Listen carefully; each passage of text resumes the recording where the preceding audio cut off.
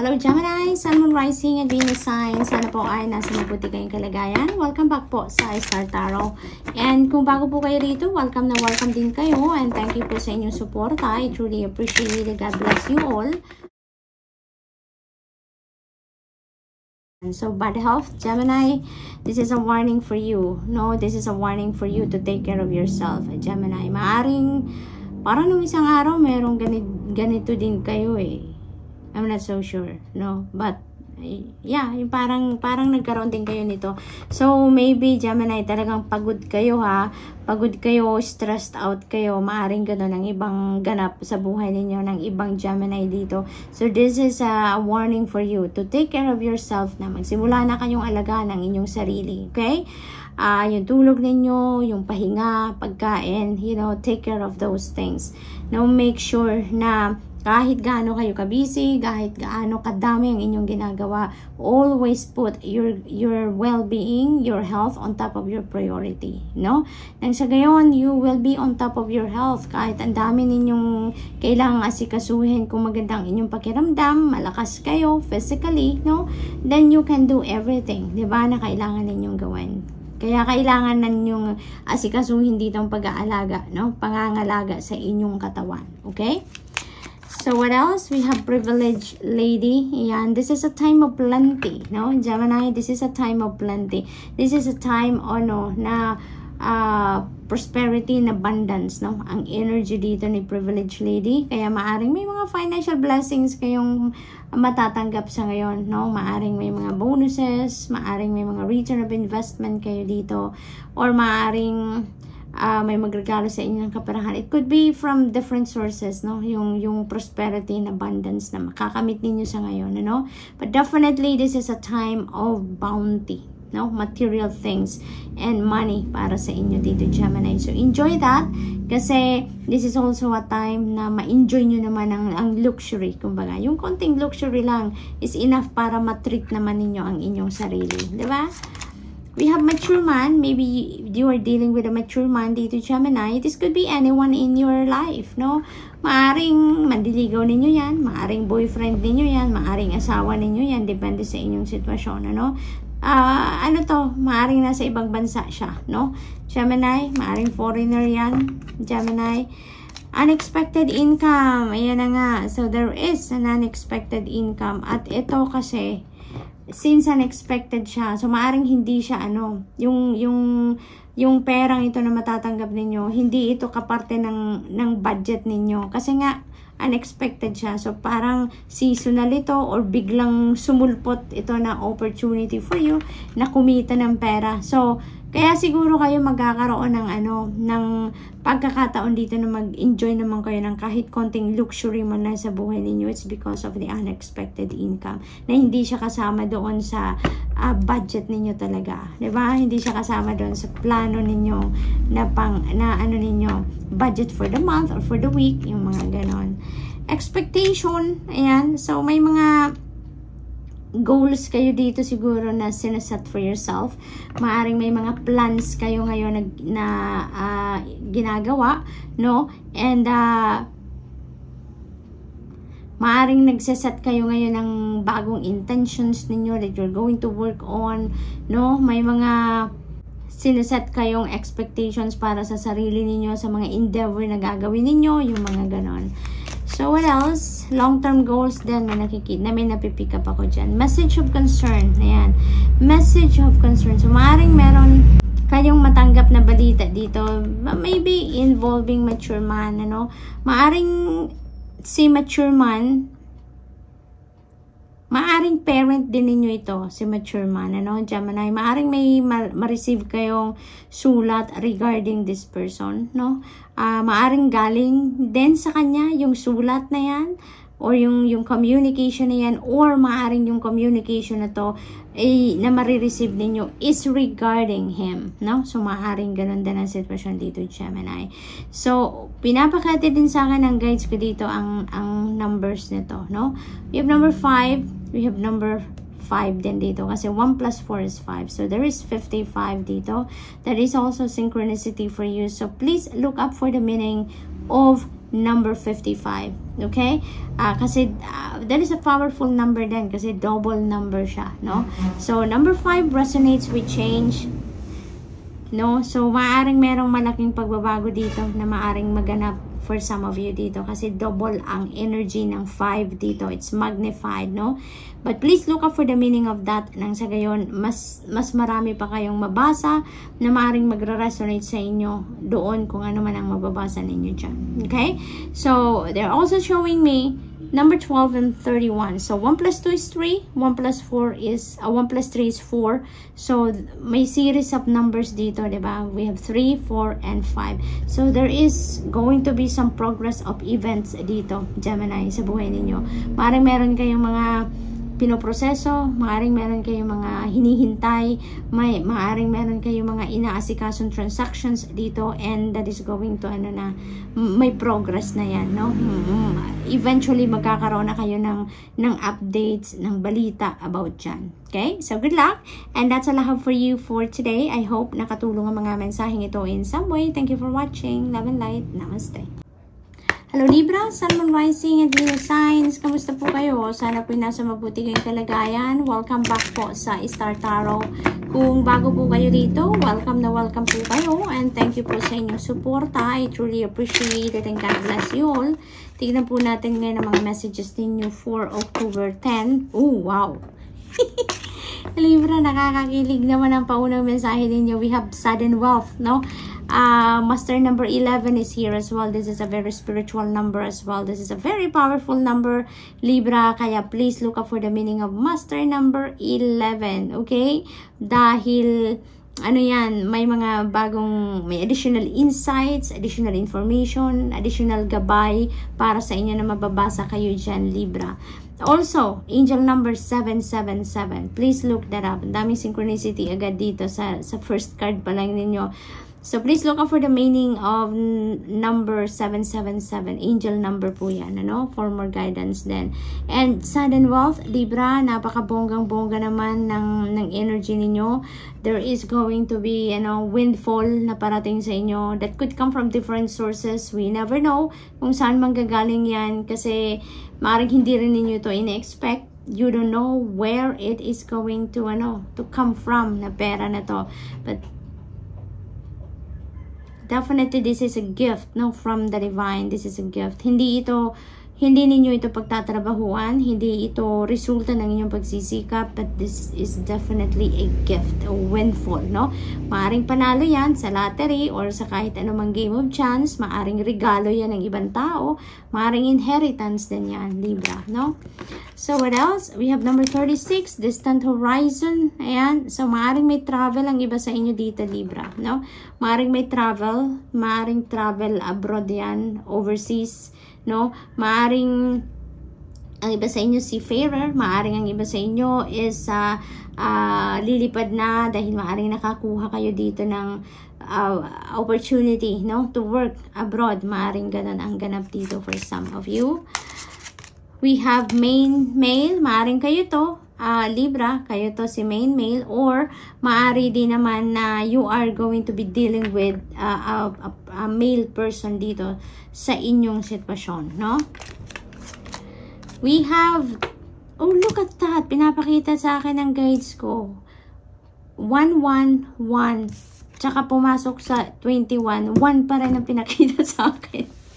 So, this is another synchronicity right here, Libra. Please look up for the angel number 111. So, tatlo na po ang titignan ninyo, ha? Master number 11, angel number 777, at angel number 111. Ayan. Isabay nyo na din yung isa pang 1 dito. So, 1111, no? 1111, this is a very popular angel number. So, there is something dito na kailangan ninyong malaman, Libra. Marami kayong mababasa dyan, no? Na magre-resonate sa inyo, na makakatulong sa inyong sitwasyon. Okay? So, family room, maaring meron ditong importanteng pag-uusapan ng pamilya. Maaring yan ay pagdating sa kaperahan. Maaring related yan sa financial opportunities or financial blessings na maaring matanggap talaga ninyo, Libra, no? Yan ay pag-uusapan ng buong pamilya, no? Yan ay pagdidiskussan talaga ninyo yan. There is something important you are going to discuss with the rest of the family dito. Number 33, ayan. So, maaari talaga na meron kayong pag-uusapan dito. It's because maaring may concern kayo. May ipinag-aalala kayo. Maaring sa sobrang laki ng perang dadating sa inyo dito or dumating na, you know, maaring concerned kayo kung paano ninyo yan itatago, paano ninyo isi-save, paano ninyo i-invest, yung mga ganon. So, maaring yon ang inyong ipinag-aalala dito, Libra, no? At maaring yan ang pag-uusapan ng pamilya. Meron din ako napipick up dito na maaring yung concern ninyo dito, Libra, is about yung iyong travel plans, no? Or yung pagbabiyahe na mismo ninyo. So, maaring yan din ang pinag-aalala ninyo. Nag-worry kayo siguro sa pupuntahan ninyo. How are you going to settle there? Paano kayo magsisimula, no? Maaring nag-overthink lang kayo dito, Libra. Yun ang aking napipick up, no? May nag-overthink lang sa inyo dito. Kaya siguro, marami na kayong bagay na naiisip na ipinag-worry ninyo. But it's not gonna help you. That's not gonna help you na mas makapag-isip kayo ng maayos kung worries ang nasa isip ninyo. Okay? So, transmute ninyo yan as much as possible into positive thoughts, no? Nang sa gayon, mas maisip ninyo kung ano ang mabuti ninyong gagawin, anong kailangan ninyong paghandaan, anong paghahanda ang gagawin ninyo. Diba? Nang sa gayon, equipped kayo pagdating ninyo dun sa pupuntahan ninyo. Equipped kayo, alam ninyo, confident kayo sa mga steps na gagawin ninyo pagdating doon. Okay? You have the support of the community though. So don't worry. Pinapakita sa akin dito ng guides ko. 333. 4 threes. 3. Ayan. So, divinely guided kayo, Libra. No? Divinely guided kayo. You have angelic assistance, angelic presence dito sa reading ninyo. Pinapakita dito another angel number. 333 and 4 threes. No? 3333. So, please look that up. Libra, dahil meron ditong additional guidance na kailangan ninyong mabasa, no? Kailangan ninyong mabasa ito. So, ayun, 4 threes and 3 threes and master number 33. Okay? So, pinapakita ng card na to na you've got the support of everyone around you. Maraming nagmamahal sa'yo, Libra, including the spirit realm. Nagmamahal talaga sa'yo. Parang buhos dito ang pagmamahal sa'yo, no? ng mga taong nasa paligid ninyo, mga kaibigan ninyo, mga katrabaho ninyo, lalo-lalo na din yung kapamilya ninyo and the community around you, no? Kung saan kayo manggagaling, saan kayo nakatira. Parang mahal na mahal kayo ng mga tao sa paligid ninyo, Libra, kaya all out sila sa support sa'yo. So whatever help that you need, no? You can call in anyone dito sa paligid ninyo kasi parang lagi silang nandyan, willing to help you, willing to support you, no? So, napakagaling. Good luck, Libra. And that's all I have for you for today. I hope nakatulong ang mga mensaheng ito in some way. Thank you for watching. Love and light. Namaste. Hello, Aquarius, Sun, Moon, Rising, and Venus signs. Kamusta po kayo? Sana po nasa mabuti kayong kalagayan. At welcome back po sa Star Tarot. Kung bago kayo rito, welcome na welcome din po kayo. And thank you po sa inyong suporta. I truly appreciate it. God bless you all. Unang mensahe ninyo, mature man. You may be dealing with a mature man around this time, Aquarius. This could be anyone sa buhay ninyo. Maaring si mature man could be your dad, no? Could be your manliligaw, could be your asawa, could be your boyfriend. Maaring ganon, or this could be your boss, diba? Maaring ganon din, depende sa inyong sitwasyon. And maybe si mature man is, maaring nasa ibang bansa, no? Maaring taga ibang bansa ito, maaring foreigner siya that you are dealing with then. For some of you, Aquarius, okay? So, we have judication. Ayan. So, maaring partner ninyo or asawa ninyo to, si mature man, ano? Maaring merong issue ang inyong relationship. Maaring, kasi dito sa judication, parang nagkukonsulta kayo, no? Nagkukonsulta kayo dito sa abogado or other professionals. Dito na maaring kinukonsider ninyong mag-file dito ng annulment, divorce, child custody case, maaaring ganon, ano. Maaaring may separation agreement din dito na inaasikaso na kayo, maaaring ganon, no. At maaaring si mature man ang involved din dito, no. Maaaring si mature man ang person ninyo. For some of you, Aquarius, okay? So, this is not going to resonate with everyone. So, just take as it resonates po, okay? So, maaaring gano'n ang sitwasyon. May kinukonsulta kayo. May mga inaalam kayong mga detalye dito just in case mag-push through kayo ng case, no, na ipa-file sa korte. Maaaring gano'n. So, yun ang pinag-iisipan ninyo. Now, you are really thinking about this, no? Kaya kayo... Marami kayong concerns, marami kayong gustong alamin, marami kayong gustong malaman na detalye dito, kaya lumapit na kayo dito sa professionals, no? Sa legal advisor, ganon, sa abogado, ganon. Nang sa gayon, before you make a decision kung ano yung gusto ninyong gawin talaga dito, at least alam na ninyo kung ano ang mai-expect ninyo, no? So, yun ang pinag-iisipan ninyo talaga. Marriage, yes. So, may issue talaga ang iba sa inyo dito sa inyong marriage. Maaring yun na nga ang patutunguhan ng sitwasyon na to. So, maaring yung marriage na to is rocky at nandun na kayo ngayon sa puntong gusto nyong maghiwalay na. So, maaring ganun ang sitwasyon ng iba dito. And maaring si mature man could be your person talaga, no, Aquarius? For others of you naman, no, let's go on a more positive note dito. Yan, ang napipick up ko din, maaring si mature man could also be your manliligaw. Maaring si mature man could be your future husband then, Aquarius. Maaring si mature man fiancé ninyo, boyfriend ninyo, na maaring mag-propose na sa inyo at maaring handa ka ng pakasalan nito. Or maaring na-engage na nga kayo at magpapakasal na kayo. So, maaring ganun ang ganap dito, no? Kung itong ang titignan ko lang, wala itong dalawang ito.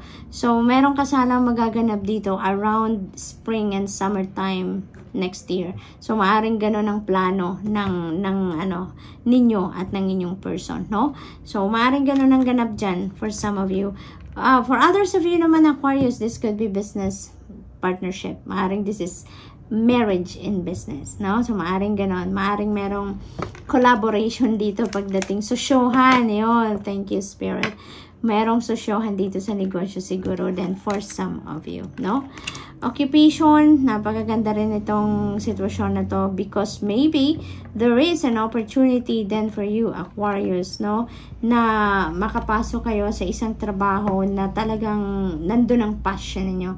Yung trabahong yun ang gusto ninyo talagang gawin, no? That is what you really want to do, no, as a job. Yun talagang gusto ninyong career. So, maaring ganun din ang sitwasyon ng iba sa inyo dito. And, no, ang napipick up ko din dito for others of you, maaring yung magiging asawa ninyo, yung papakasalan ninyo dito, maaring na-meet ninyo yan sa trabaho. So, that could be boss ninyo or katrabaho ninyo, no? Or maaring kliyente din ninyo, no? Na-meet nyo lang siya sa trabaho ninyo, no? So, maaring ganun ang sitwasyon ng iba. We have despair. Ayan, may problema, no? May problema na iniisip ang iba talaga sa inyo. Yun ang kumukuha ng oras ninyo sa pag-iisip. Yung problemang ito. This could be related to work, no? Maaring related dito sa trabaho or maaring related dito sa relationship ninyo, no? Since meron tayo ditong parang divorce or annulment na nangyayari for some of you. So, maaring yun ang nagpapa-stress sa inyo. But you know what? We have number 32. Number 32 becomes 5 and number 5 resonates with change. Magbabago na ang inyong sitwasyon, no?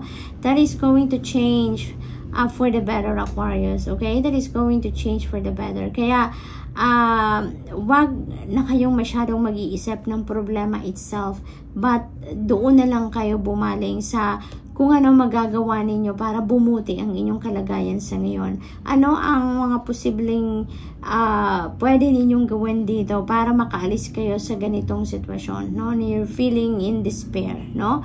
So, yun, doon tayo sa positive side of your situation, Aquarius, no? Kahit, alalahanin nyo na kahit sa sobrang dark na circumstances na pinagdadaanan kahit sino man sa atin, there is always a silver lining to that. Lagi at laging merong positibong parte ang sitwasyon na yan. Kaya doon tayo umangkla, doon tayo mag-take side, ano? Doon tayo mag-focus ng sa gayon, maka-attract tayo ng idea para magkaroon ng solusyon ang sitwasyon natin, para mas mapabuti ang sitwasyon natin at mas mapabilis ang paglabas natin sa sitwasyon na yan, no? Aquarius, okay? So just focus on what is positive, what is the best possible situation na pwede ninyong marating dito, no? Instead of dwelling on the problem itself. Kasi pag doon tayo mag-focus ng maraming oras sa problema itself, mas manganganak pa yan. Mas dadami pa yan. May isip ninyo na maaaring maging problema. But if you focus on the positive aspect of your dark circumstances na pinagdadaanan, mas ang maa-attract ninyo positibong pag-iisip, no? Mas magandang disposisyon, mas magandang idea para sa ikakasolve ng inyong problema, no? So, doon na lang tayo, itry natin yan. It's easy said than done, yes, I know that, pero makakayanan ninyong gawin yan, Aquarius, no? Because that is what is going to help you, na mas mapabilis ang pag-solve sa kahit ano man ang pinagdadaanan ninyo, okay? And don't lose hope, no? Don't lose hope. Always keep your hope and faith alive, and umasa lang kayo na magbabago ang inyong sitwasyon, no? Magbabago ang inyong sitwasyon for the better in no time, okay? So, good luck, and Aquarius, that's all I have for you for today. I hope nakatulong ang mga mensaheng ito in some way. Thank you for watching. Love and light. Namaste.